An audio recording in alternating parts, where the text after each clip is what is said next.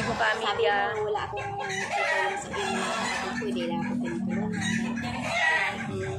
Magandang umaga sa ating lahat, mga kamigo-kamiga. Pumunta po pala dito si sa akin sa bahay, si Ate Emily Lucito. I-update ko siya kasi na ko sa nakaraan, na-vlog ko siya nakaraan. Yung po, iniwan po ng asawa niya. Kumusta po, Ate Emily? Okay naman. Ano po ang mo yung problema mo, Ate Emily? Ano ang problema ko? Hindi na ako magtrabaho para tawag dito, parang naramdaman ko bumabalik yung sakit ko yung na yung dati nagsakit ako sa baga. Parang ngayon bumabalik yung sakit ko. Parang naramdaman ko yung umano yung sakit ko na dati nag-inom akong 6 na buwan na gano'n. Lumipat po kami kasi maingay yung mga mga manok. Sobrang ingay yung mga manok, mga kamiga. Ayan si Ate Emily Lucito, no. Pumunta dito sa bahay kasi update ko siya sa niya kasi yung wala na nga po siyang asawa, iniwan siya. Tapos yung mga anak niya, sinusuportahan ba ng asawa mo? Oo, yung daan. Ha? Binibigyan ng tao. Ay po kasi lumipat po kami ni Ate Emily, maingay.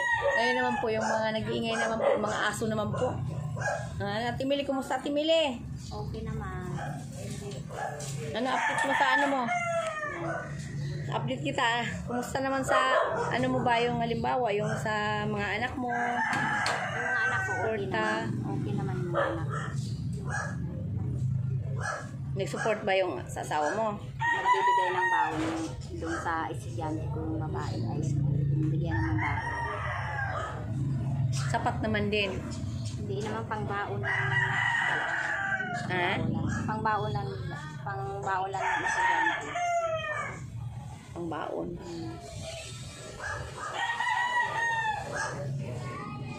O ngayon, may may trabaho ka ngayon? Bakit? Meron kang naramdaman sa sarili mo? Nagigising ko lang kasi mga kami. Nagkita ko sa Ate Emily pumunta. Nauubo na naman ako kasi sa lamig ng panang. Malamig kasi mo? dati may sakit ako sa baga. Parang iinom akong gamot. May sakit ka sa baga? Oo. Nagagamutan yun, 6 na buwan? Oo, 6 na buwan. Gamot ako.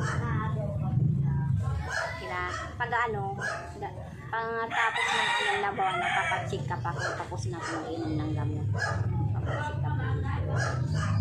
Ini-stray na ako para itutuntin ng ulit. May sakit pa ako. Ini-stray ulit. Napa-stray ulit ako. Pag-check up ulit ako.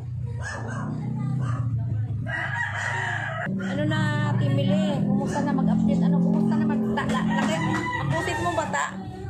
Lakasan mo ba? Lalakasan ko. Update kita. Bibis ka kasi magsalita. Oo, lakas-lakasan mo. Kumusta naman ba? Halimbawa, may trabaho ka ba ngayon? Wala akong trabaho ngayon. Nasa bahay lang ako. Nasa bahay muna ako. Okay. Subukan kita na doon sa sa tsuhin ko ba, halimbawa. Para halimbawa magtinda ka ng palamig sa harap ng school. Pwede yun. Tapos uwian ka. Maganda kasi malapit lang dyan. Diyan lang yung sa baba, diba? Pwede. Kita doon. Ano? Sa palengke sana hindi na ako bumalik. Bakit? Hindi na ako pumunta. May kumukuha sa akin panggabi, bawal ako panggabi. Yan sa lukawan, sa kainan. Ba't ayaw mo? Panggabi yung bawal sa akin panggabi. Bawal ka magpuyat? Oo, bawal ako magpuyat, sabi ng doktor. Taga Bicol ka na? Saan sa Bicol ka? Albay ako. Albay sa Bicol? Sa dulo na kami, sa Ginubatan kami. Ginubatan, Albay?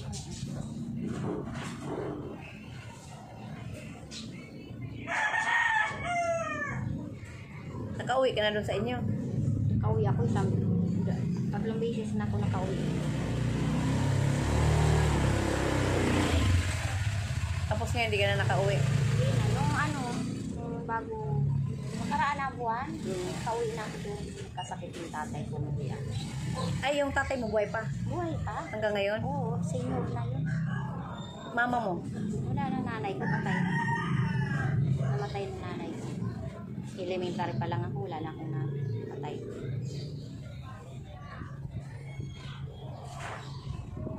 Mahirap pala. Tatay na lang sa mga kapatid.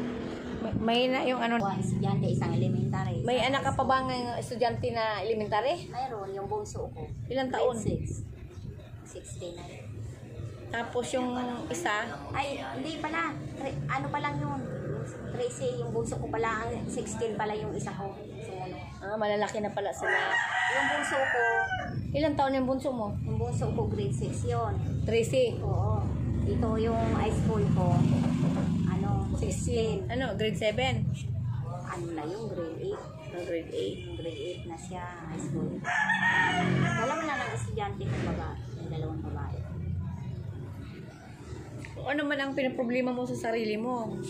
Pang araw-araw ko. Pang araw-araw na ano. Pang budget. Araw-araw. Kulang yung binibigay ng asawa mo. Huwag budget. Ano lang yun. Ano lang yun. Pamasahe lang yun ng estudyante. Yung bigay niya, pamasahe lang. Pamasahe lang ng estudyante yung binibigay niya. Paano yung pangkain? Bahala na kami. Kami namin. Ay, ganun? Bahala sa pagkain namin. Bahala na kami sa pagkain namin.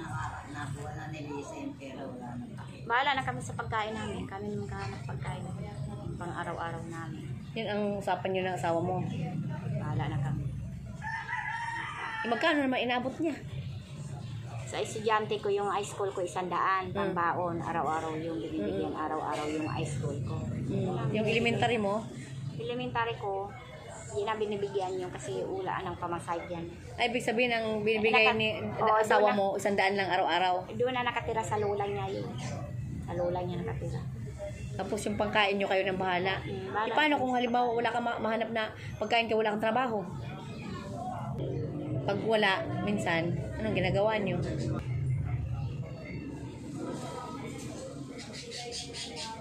Minsan nawawalaan.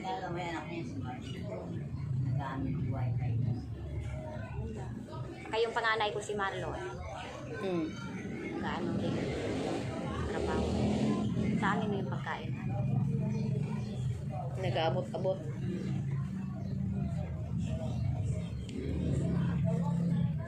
Okay na mga kamigo-kamiga, ano na yung, kasi ano siya, yung, natatakot daw siya, ganyan. Mamaya magalit asawa niya, mga anak niya, ganun.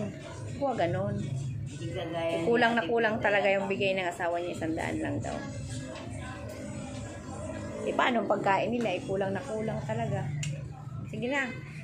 Salamat sa ating lahat, mga kamigo-kamiga, kay si Ate Emily. Parang ano yan eh. Tapos na si Ate Emily. A-E-I-O-U. Kakaano na naman kasi sasabihan na naman ako parang ano na. Dito ako boy. Love you mga kamigo-kamiga.